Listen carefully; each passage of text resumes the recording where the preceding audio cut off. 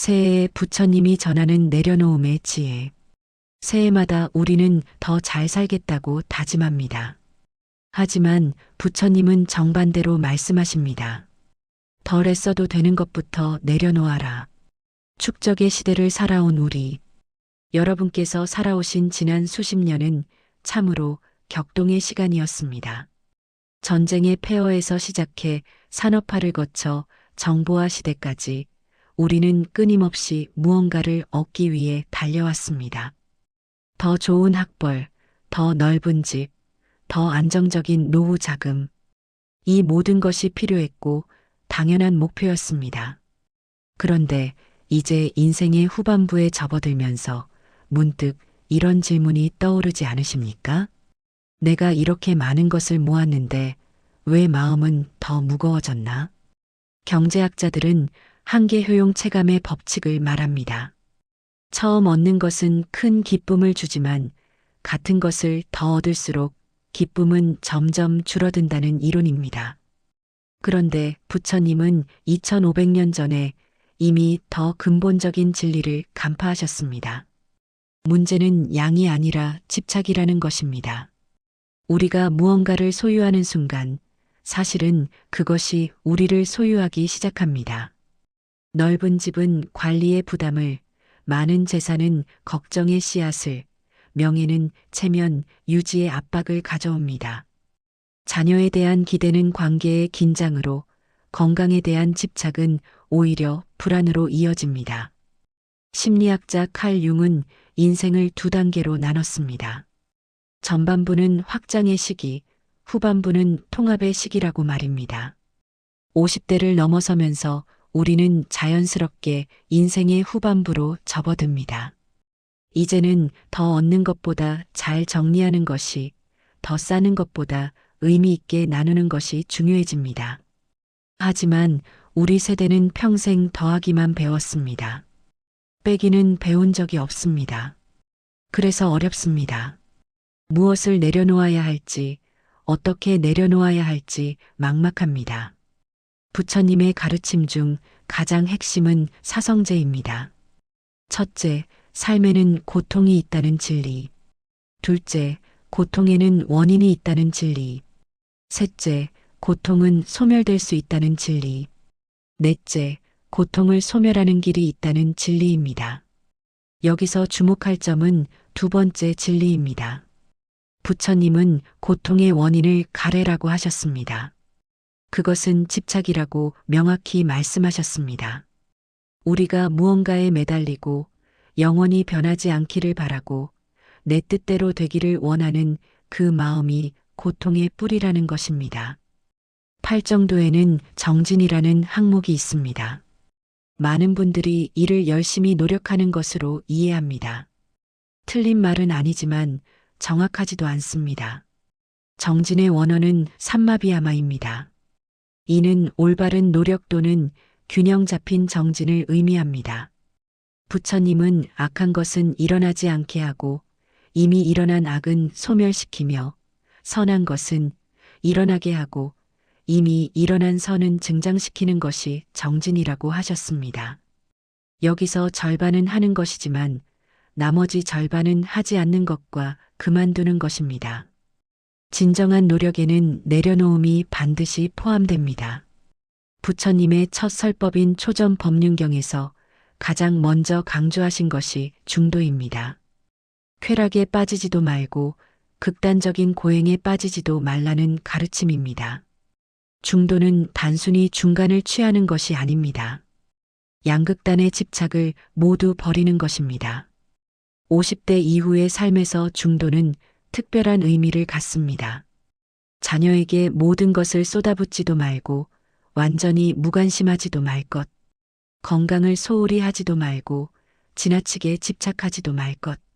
재산을 무분별하게 쓰지도 말고 구두쇠처럼 움켜쥐지도 말 것. 이것이 진정한 중도의 실천입니다. 부모의 사랑은 세상에서 가장 위대합니다. 하지만 때로는 그 사랑이 집착이 되고 집착이 고통이 됩니다. 자녀가 40대, 50대가 되어도 여전히 걱정하고 간섭하고 책임지려 합니다. 내가 이만큼 해줬는데라는 생각이 들 때 이미 우리는 기대라는 무게를 짊어진 것입니다. 부모의 역할은 어느 순간 전환되어야 합니다. 보호자에서 응원자로, 책임자에서 조력자로 말입니다. 자녀는 우리의 소유물이 아닙니다.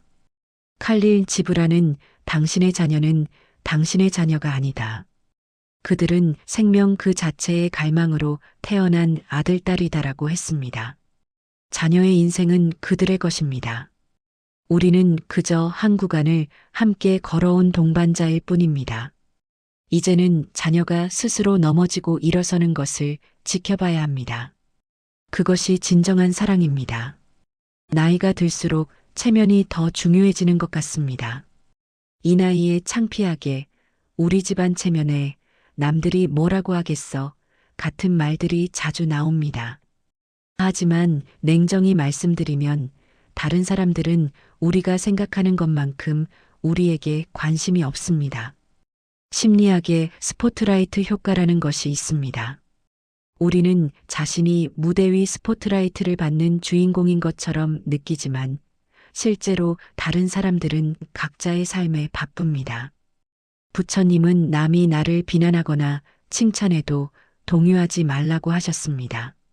칭찬도 집착이고 비난에 대한 분노도 집착입니다. 진정한 자유는 타인의 평가로부터 독립할 때 옵니다. 이제는 내가 어떻게 보일까보다 나는 어떻게 살고 싶은가를 물어야 할 때입니다.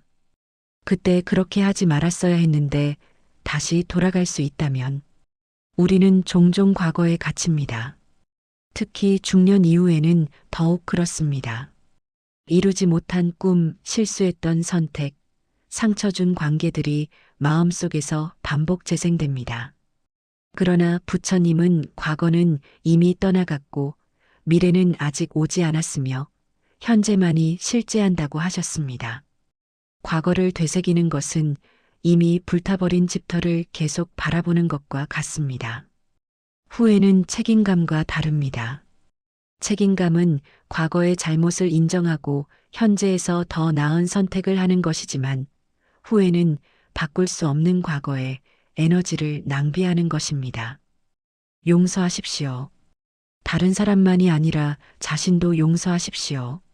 완벽하지 않았던 과거의 자신을 있는 그대로 받아들이십시오. 건강은 중요합니다. 하지만 건강 염려증은 오히려 건강을 해칩니다. 혈압을 하루에도 몇 번씩 재고 온갖 영양제를 챙겨 먹고 조금만 이상해도 병원을 찾습니다. 물론 적절한 건강관리는 필요합니다. 그러나 늙는다는 것, 몸이 예전 같지 않다는 것은 자연스러운 현상입니다. 부처님은 이 몸은 무상하다고 하셨습니다. 변하지 않는 몸은 없습니다. 80세에 20세의 몸을 원하는 것은 집착입니다. 나이에 맞는 건강, 지금의 나에게 맞는 활동을 받아들이는 것이 지혜입니다. 아프지 않으려 애쓰기보다 아파도 평안할 수 있는 마음을 기르는 것이 더 중요합니다. 평생 모은 재산, 귀한 물건들이 집안에 가득합니다. 쓰지도 않으면서 버리지도 못합니다. 나중에 필요할지 모르니까 비싼 건데 아까워서 추억이 담겨 있어서. 하지만 솔직히 자문해 보십시오. 그 물건들이 정말 여러분을 행복하게 합니까? 아니면 오히려 공간을 차지하고 관리에 부담이 되고 청소에 장애물이 됩니까? 일본의 정리 전문가 곤도 마리에는 설레지 않는 것은 벌이라고 했습니다. 부처님 식으로 말하면 집착이 일어나는 것은 내려놓으라입니다. 정리는 단순히 집을 깨끗이 하는 것이 아닙니다. 삶을 가볍게 하는 수행입니다. 물건을 버리면서 우리는 집착을 연습합니다. 처음에는 어렵지만 점점 자유로워지는 것을 느낄 것입니다. 짐을 내려놓으면 가벼워집니다. 기대를 내려놓으면 실망이 줄어듭니다. 체면을 내려놓으면 솔직해집니다. 과거를 내려놓으면 현재가 선명해집니다. 이것이 자유입니다. 부처님이 말씀하신 해탈은 먼 피안의 일이 아닙니다. 지금 여기서 집착을 내려놓을 때마다 우리는 조금씩 자유로워집니다. 노년의 특권은 더 이상 증명할 것이 없다는 것입니다. 성공할 필요도, 인정받을 필요도, 경쟁할 필요도 없습니다. 이제는 그저 있는 그대로 존재할 수 있습니다. 내려놓음은 관계를 개선합니다.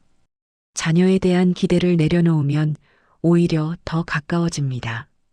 배우자를 바꾸려는 노력을 멈추면 있는 그대로 사랑할 수 있게 됩니다. 친구에게 인정받으려는 마음을 내려놓으면 진정한 우정이 싹틉니다. 관계에서의 고통은 대부분 내 뜻대로 하지 않는다는 데서 옵니다. 상대를 통제하려는 욕구, 상대가 변하기를 바라는 기대가 갈등을 만듭니다. 내려놓음은 포기가 아닙니다. 오히려 더 깊은 사랑의 시작입니다. 조건 없는 사랑, 기대 없는 관심, 집착 없는 배려. 이것이 성숙한 관계의 모습입니다. 우리는 항상 어디론가 가고 있습니다. 과거를 반추하거나 미래를 걱정하면서 정작 현재는 놓칩니다. 식사할 때도 다음 일정을 생각하고 손자와 놀 때도 다른 걱정을 합니다. 틱나탄 스님은 설거지를 할 때는 설거지만 하라고 했습니다. 설거지를 빨리 끝내려고 서두르지 말고 다른 생각을 하지 말고 그저 따뜻한 물의 감촉, 거품의 촉감, 깨끗해지는 그릇을 온전히 경험하라는 뜻입니다. 이것이 마음챙김입니다. 과거에 대한 집착과 미래에 대한 불안을 내려놓을 때 비로소 현재가 선물로 다가옵니다. 프레전트는 현재이자 선물입니다. 집착을 내려놓으면 감사가 생깁니다. 더 많이 갖고자 하는 마음이 사라지면 이미 가진 것의 소중함이 보입니다. 아침에 눈을 뜬다는 것, 건강하게 걸을 수 있다는 것, 맛있는 식사를 할 수 있다는 것, 사랑하는 사람들이 있다는 것. 당연하게 여겼던 모든 것이 사실은 기적입니다. 감사는 행복의 지름길입니다. 심리학 연구에 따르면 감사를 많이 느끼는 사람일수록 더 행복하고 더 건강하며 더 좋은 관계를 유지한다고 합니다. 부처님은 이미 이를 알고 계셨습니다. 내려놓음은 개념이 아니라 실천입니다. 가장 기본적이고 강력한 방법은 호흡 명상입니다. 편안한 자세로 앉아서 눈을 감으십시오. 숨이 들어오고 나가는 것을 관찰하십시오. 억지로 조절하지 말고 자연스럽게 흐르는 호흡을 지켜보기만 하십시오. 생각이 일어나면 그것을 알아차리고 다시 호흡으로 돌아오십시오. 생각을 억지로 멈추려 하지 마십시오. 그저 알아차리고 놓아주십시오. 이것이 내려놓음의 연습입니다. 하루 10분이면 충분합니다. 중요한 것은 시간이 아니라 꾸준함입니다. 걷기도 훌륭한 수행입니다. 천천히 걸으면서 발바닥의 감각에 집중하십시오. 땅에 닿는 느낌, 무게가 이동하는 느낌, 공기의 온도와 바람의 촉감을 온전히 느끼십시오. 목적지를 의식하지 마십시오. 빨리 가려고 서두르지 마십시오. 걷는 그 자체가 목적입니다. 이렇게 걸으면 생각이 줄어들고 마음이 고요해집니다. 특별한 시간을 따로 내기 어렵다면 일상의 모든 순간을 수행으로 만드십시오. 물 마실 때 물의 맛을 온전히 느끼고 차를 마실 때 향과 온기를 음미하십시오. 샤워할 때 물줄기를 의식하고 옷을 입을 때 옷감의 질감을 느끼십시오. 핵심은 자동 조종 모드를 끄는 것입니다. 우리는 대부분의 시간을 무의식적으로 살아갑니다. 의식을 깨우고 현재에 머무는 연습이 곧 내려놓음의 실천입니다. 우리 시대는 비교의 시대입니다. SNS는 이를 더 악화시킵니다.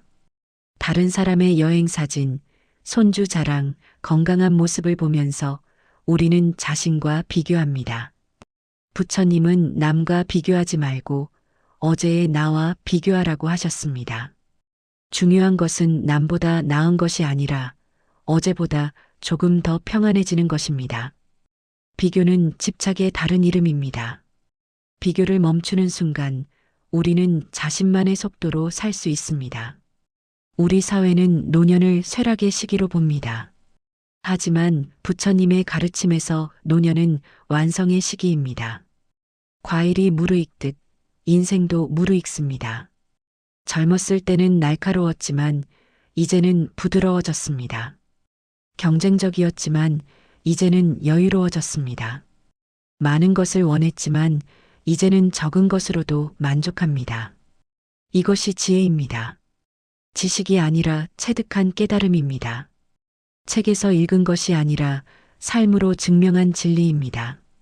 부처님은 상가, 즉 공동체의 중요성을 강조하셨습니다. 우리는 혼자 존재하지 않습니다. 선배 세대로부터 받은 것을 후배 세대에게 전합니다. 여러분의 역할은 이제 가르침을 전하는 것입니다. 말로 하는 가르침이 아니라 삶으로 보여주는 가르침입니다. 어떻게 나이 들어가는지, 어떻게 고통을 받아들이는지, 어떻게 죽음을 준비하는지를 몸소 보여주는 것입니다. 집착하지 않는 어른, 욕심내지 않는 어른, 평안한 어른의 모습이 다음 세대에게는 가장 큰 가르침입니다. 부처님은 죽음을 피해야 할 것이 아니라 직면해야 할 진리로 보셨습니다. 죽음을 명상하는 것은 불교의 중요한 수행법입니다. 죽음을 생각하면 우울해질 것 같지만 역설적으로 죽음을 직시할 때 삶이 더 생생해집니다. 시간이 한정되어 있다는 것을 알 때 우리는 더 소중하게 살게 됩니다. 죽음 앞에서 무엇이 정말 중요한지 명확해집니다. 재산도 명예도 체면도 가져갈 수 없습니다. 오직 이 생에서 쌓은 공덕과 맺은 인연만이 의미를 갖습니다. 새해 결심은 대부분 실패합니다. 결심은 의지의 문제이고 의지는 유한하기 때문입니다. 며칠은 유지되지만 곧 예전으로 돌아갑니다. 부처님의 가르침은 다릅니다. 결심이 아니라 자각입니다. 무엇을 하겠다는 다짐이 아니라 지금 무엇을 하고 있는지 깨닫는 것입니다. 올해는 화내지 말아야지가 아니라 지금 화가 나고 있다는 것을 알아차리는 것입니다. 더 감사하게 살아야지가 아니라 지금 이 순간 감사할 것을 발견하는 것입니다. 거창한 변화를 꿈꾸지 마십시오. 작은 것부터 시작하십시오. 오늘 하루 필요 없는 물건 하나를 버리십시오. 오늘 하루 자녀에게 한마디 충고를 삼키십시오. 오늘 하루 체면 때문에 하지 못했던 일을 해보십시오. 작은 내려놓음이 쌓이면 큰 자유가 됩니다. 물 한 방울이 모여 바다를 이루듯 작은 실천이 모여 삶을 변화시킵니다. 혼자 가는 길은 외롭고 어렵습니다. 함께 가는 길은 즐겁고 지속 가능합니다. 비슷한 나이의 친구들과 모임을 만드십시오. 명상 모임, 독서 모임, 걷기 모임이든 형식은 중요하지 않습니다. 중요한 것은 서로의 여정을 지지하는 것입니다. 내려놓음의 어려움을 나누고 작은 성공을 축하하고 다시 집착하게 될 때 일깨워주는 벗들이 필요합니다. 부처님도 혼자 깨달음을 얻으셨지만 제자들과 함께 가르침을 나누셨습니다. 공동체가 수행에서 얼마나 중요한지 강조하셨습니다. 새해마다 우리는 더 잘 살겠다고 다짐했습니다. 더 많이 운동하고 더 건강하게 먹고 더 좋은 사람이 되겠다고 말입니다. 그런데 올해는 다르게 시작해 보세요. 더하기가 아니라 빼기로, 채우기가 아니라 비우기로, 얻기가 아니라 내려놓기로 말입니다. 부처님은 말씀하셨습니다. 덜 애써도 되는 것부터 내려놓아라. 여러분 인생의 후반부는 쌓는 시간이 아니라 정리하는 시간입니다. 확장의 시기가 아니라 통합의 시기입니다. 증명의 시간이 아니라 존재의 시간입니다. 내려놓는다는 것은 포기가 아닙니다. 오히려 진정한 자유를 향한 첫걸음입니다. 짐을 내려놓은 여행자가 더 멀리 갈 수 있듯이 집착을 내려놓은 우리는 더 가볍게, 더 자유롭게, 더 평안하게 나아갈 수 있습니다. 여러분께 마지막으로 당부드립니다. 오늘부터 시작하십시오. 내일을 기다리지 마십시오. 지금 이 순간 손에 쥐고 있는 것 중 하나를 내려놓으십시오. 마음속에 품고 있던 원망 하나를 놓아주십시오. 자신에게 했던 가혹한 질책 하나를 용서하십시오. 완벽하게 하려고 하지 마십시오. 완벽하게 내려놓으려는 것 자체가 또 다른 집착입니다. 서툴러도 괜찮습니다. 다시 움켜쥐어도 괜찮습니다. 그것을 알아차리고 다시 놓으면 됩니다. 부처님도 하루아침에 깨달으신 것이 아닙니다. 오랜 구도의 시간이 있었고 수많은 시행착오가 있었습니다. 우리 또한 평생의 여정입니다. 새해는 달력이 바뀌는 것이 아닙니다. 마음이 새로워지는 것입니다. 2026년 1월 1일이라는 날짜가 특별한 것이 아니라 오늘 이 순간 새롭게 시작하겠다고 결심하는 여러분의 마음이 특별한 것입니다. 매일이 새해입니다. 매 순간이 새로운 시작입니다. 숨을 들이쉬고 내쉴 때마다 우리는 다시 태어납니다. 과거는 이미 지나갔고 미래는 아직 오지 않았습니다. 오직 지금 이 순간만이 우리의 것입니다. 이 순간을 온전히 살아가십시오. 부처님의 가르침으로 시작한 이 이야기를 부처님의 축원으로 마치겠습니다. 모든 존재가 행복하기를, 모든 존재가 평안하기를, 모든 존재가 자유롭기를, 여러분 모두가 집착의 무게에서 벗어나 가벼워지시기를, 여러분 모두가 비교의 고통에서 벗어나 자유로워지시기를, 여러분 모두가 불안의 어둠에서 벗어나 평안해지시기를, 더 많이 가져서가 아니라 더 많이 내려놓아서 행복하시기를, 더 많이 이뤄서가 아니라 더 많이 받아들여서 만족하시기를, 더 많이 증명해서가 아니라 더 많이 존재해서 완성되시기를, 새해 그리고 앞으로 남은 모든 날들이 여러분께 축복이 되기를 진심으로 기원합니다. 집착을 내려놓을 때 두 손은 비워지지만 마음은 가득 채워집니다. 이것이 부처님이 가르치신 역설의 지혜입니다. 감사합니다.